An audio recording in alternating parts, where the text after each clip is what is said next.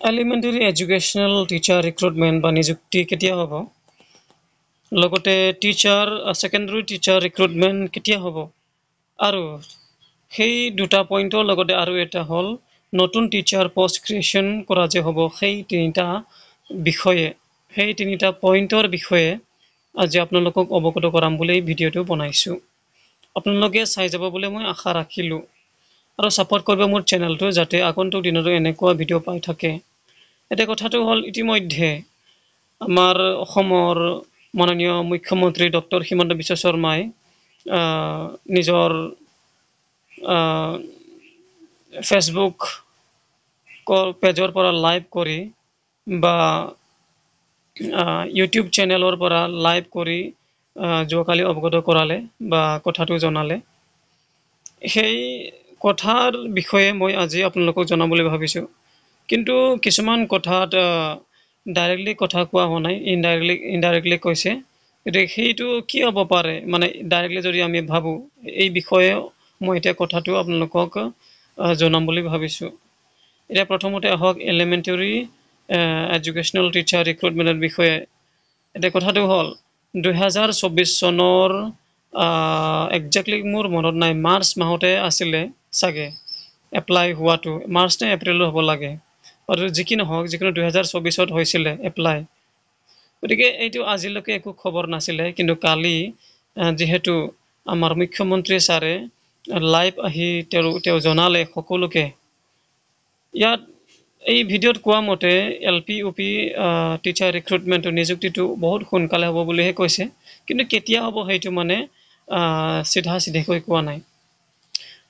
মানে সোনকালে হ'ব বুলি কৈছে এটা সোনকালে মানে কিমান সোনকালে কথাটো হেতুহে কিন্তু মই যিমান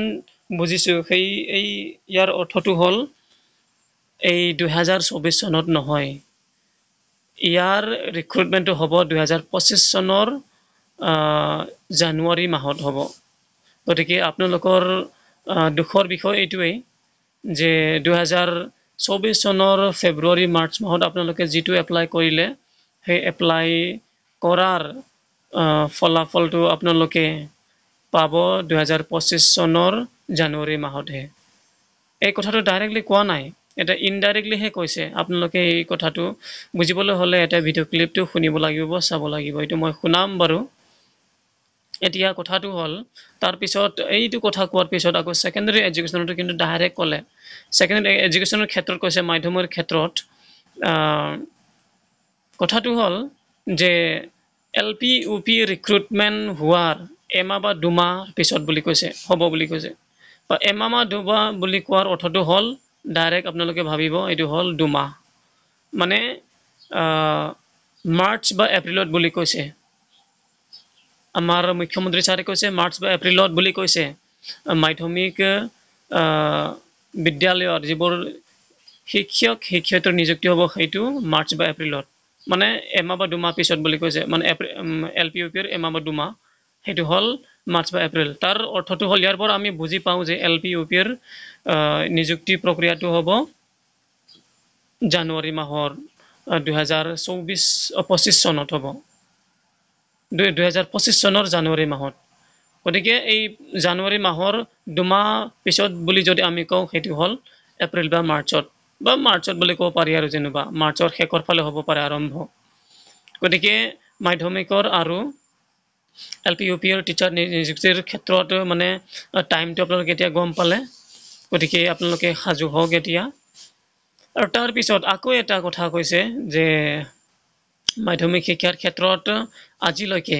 সায়েন্স টিচাৰ বুলি এটা পোষ্টৰ নাম আছিলে এতিয়া আমাৰ অসমত মাধ্যমিক শিক্ষাৰ ক্ষেত্ৰত আৰু এটা পোষ্ট ক্ৰিয়েশ্যন হ'ব পোষ্টৰ নাম ক্ৰিয়েশ্যন হ'ব বা ক্ৰিয়েট কৰা হ'ব সেইটো হ'ল মেথছ টিচাৰ গতিকে মেথছ টিচাৰ বুলি পোষ্ট ক্ৰিয়েট হোৱাৰ লগে লগে যিবোৰে সায়েন্সত পঢ়িছে বা মেথছ সাবজেক্ট লৈ পঢ়িছে তেওঁলোকৰ কাৰণে এই পোষ্টটো ক্ৰিয়েট কৰা হ'ব গতিকে যিকেইটা মেথছ সাবজেক্ট বা গণিত সাবজেক্ট লৈ পঢ়ি আহিছিলে তেওঁলোকৰ বাবে এটা ভাল খবৰ আহি গ'ল এতিয়া গতিকে সাজু হওক আপোনালোকে আজি এই ভিডিঅ'ত মই আপোনালোকক তিনিটা পইণ্টৰ বিষয়ে ক'লোঁ ভাল যদি লাগিছে তেতিয়াহ'লে ছাবস্ক্ৰাইব কৰিব চেনেলটো, লাইক আৰু শ্বেয়াৰ কৰিব যাতে সকলোৱে এই কথাটো গম পায় আৰু মোৰ চেনেলৰ বিষয়ে গম পায়। মই এই চেনেলৰ যোগেদি আপোনালোকক সদায় এনেকুৱা এডুকেশ্যনেল ভিডিঅ' আনি থাকোঁ। গতিকে আপোনালোকে আগন্তুক দিনৰ এনেকুৱা যদি খবৰ পাবলৈ বিচাৰে তেতিয়াহ'লে আপোনালোকে মোৰ চেনেলটো এটা ছাবস্ক্ৰাইব কৰি দিব এবাৰ, যাতে আপোনালোকক মই এনেকৈ আগন্তুক দিনতো ভিডিঅ' বনাই থাকিব পাৰোঁ, দি থাকিব পাৰোঁ। ধন্যবাদ। এলিমেণ্টাৰী এডুকেশ্যন প্ৰাথমিক শিক্ষা বিভাগৰ শিক্ষকসকলৰ নিযুক্তিৰ প্ৰক্ৰিয়াও খুব সোনকালে আৰম্ভ হ'ব। অৱশ্যে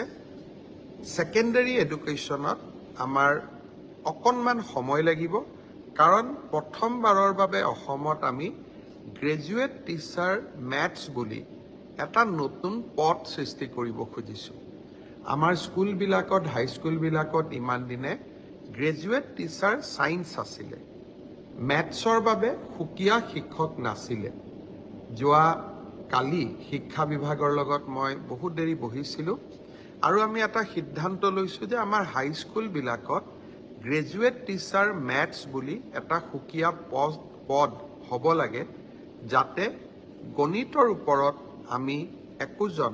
শিক্ষক নিযুক্তি দিব পাৰোঁ। গণিতৰ শিক্ষক নোহোৱা বাবে আমাৰ স্কুলসমূহত শিক্ষা ব্যৱস্থাত বহুত জটি পৰে। শিক্ষা বিভাগে কেইবা হাজাৰো, বিশেষকৈ প্ৰথম অৱস্থাত প্ৰায় 2000 গণিত শিক্ষকৰ পদ সৃষ্টি কৰিব লাগিব। সেয়েহে মাধ্যমিক শিক্ষকৰ নিযুক্তি প্ৰক্ৰিয়াটো এমাহ বা 2 মাহ পিছত আমি আৰম্ভ কৰিম। সেই হ'লেও মোৰ লক্ষ্য যে এই গোটেই পোষ্টখিনি গ্ৰেড 3ত 7600, গ্ৰেড 4ত 5000, পুলিচত 6434, এলিমেণ্টাৰী এডুকেশ্যনত 5550 গৰাকী শিক্ষক, ছেকেণ্ডাৰী এডুকেশ্যনতো প্ৰায় 8000 শিক্ষক, এই গোটেই অৰ্থাৎ প্ৰায় 35000 নিযুক্তি আমি মাৰ্চ মাহ বা এপ্ৰিল, বিশেষকৈ বহাগ বিহুৰ আগতে আমি শেষ কৰিব খুজিছোঁ।